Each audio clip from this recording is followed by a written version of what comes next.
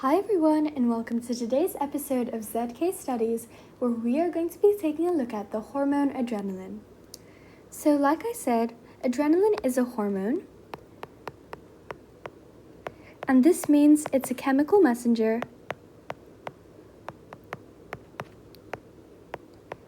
which is transported in the blood.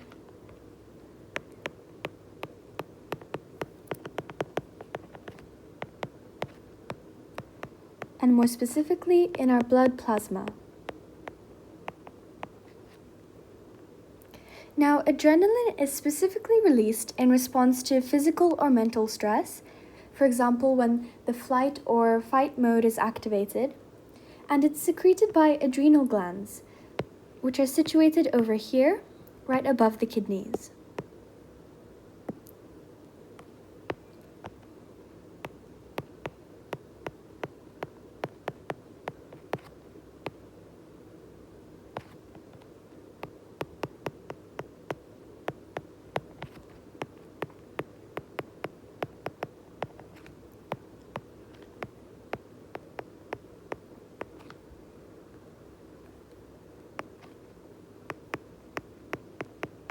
In response to physical or mental stress.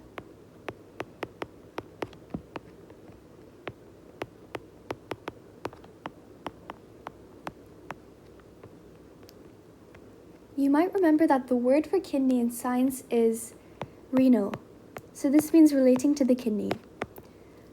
Adrenal means that I believe it's above or next to the kidneys, so it tells us the situation of the adrenal glands as being these structures over here.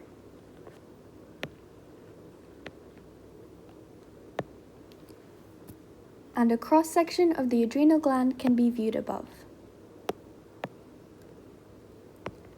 So when adrenaline is released, it can have a series of effects on our body. First of all, let's look at its role in the heart. So when adrenaline is released, the heart rate also increases, which increases cardiac output. What this does is it ensures that more blood can flow to the muscles and tissues so they receive increased oxygen and nutrients. And this is important because this can lead to them having enough energy to respire and produce energy in the form of ATP. So on the heart, adrenaline increases heart rate,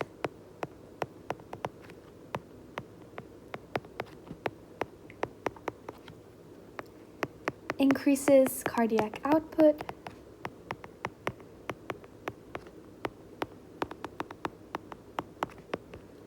so essentially more blood is flowing to tissues and organs which need it.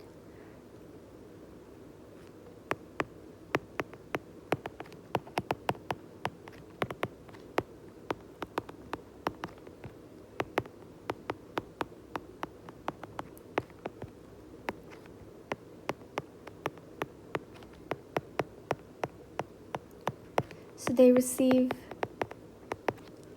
their required nutrients and oxygen through the blood.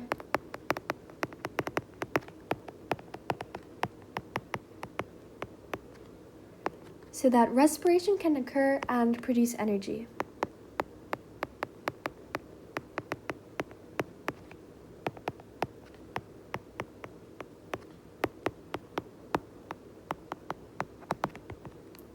Producing energy.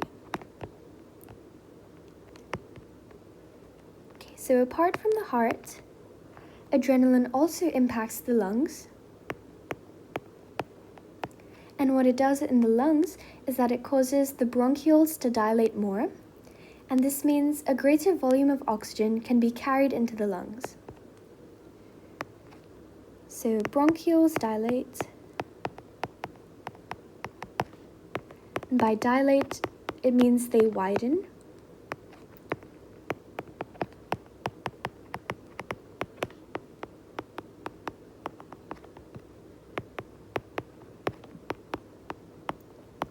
And then this oxygen can be used as part of aerobic respiration, thereby producing energy and ATP. Now on the muscles,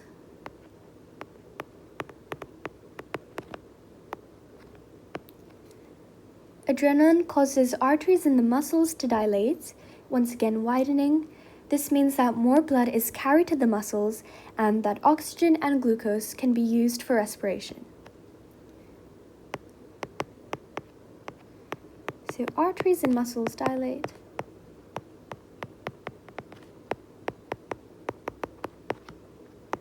There is more blood being carried to muscle tissues.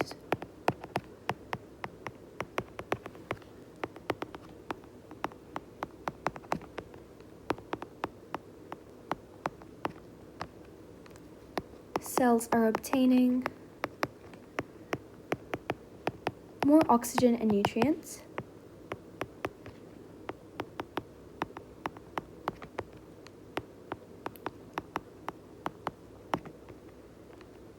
And this means that energy can be produced as a result of respiration.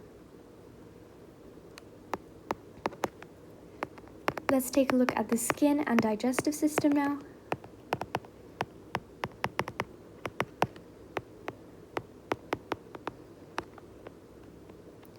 So in the skin and the digestive system, arteries will constrict. So this means that less blood is transported there, and more blood can instead be directed towards the muscles where they are needed.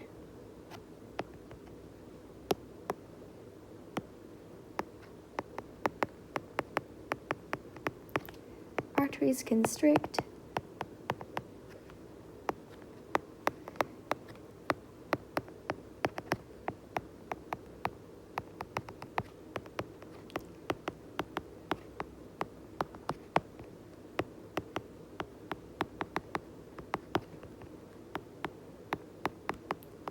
Because think about it, in the flight and fight response, it's more important that energy is produced for muscle cells compared to cells of the skin or in the digestive system.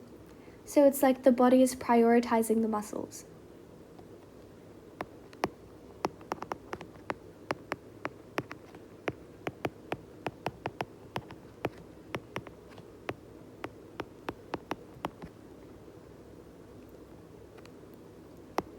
Next, the effects of adrenaline on the liver. So adrenaline causes the liver to break down glycogen, and this helps increase the glucose concentration in the blood.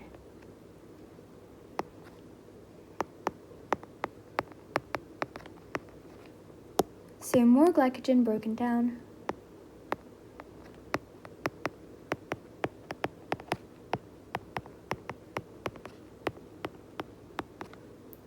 Blood glucose concentration increases.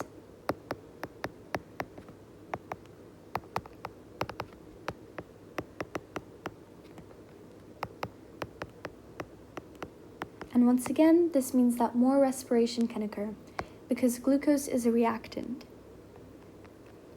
And then that energy from respiration can be used by cells. Finally, we have the effects of adrenaline on the pupil or iris in the eyes. So adrenaline causes these radial muscles in our iris to contract, and this results in the pupil dilating.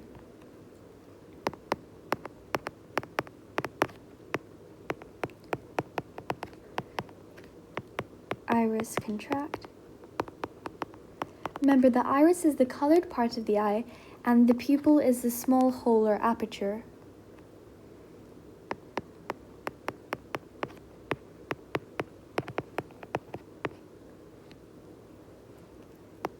So, as a result of the pupil dilating, more light can enter the eyes, which gives us improved visual acuity.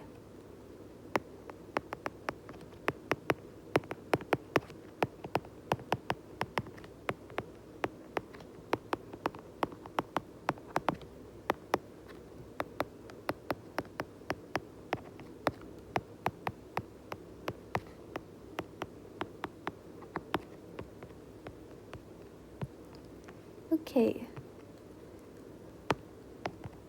so we covered the effects of adrenaline on the heart, the lungs, muscles, the skin and digestive system, the liver, and the eyes. Let me just go ahead and highlight some key terms.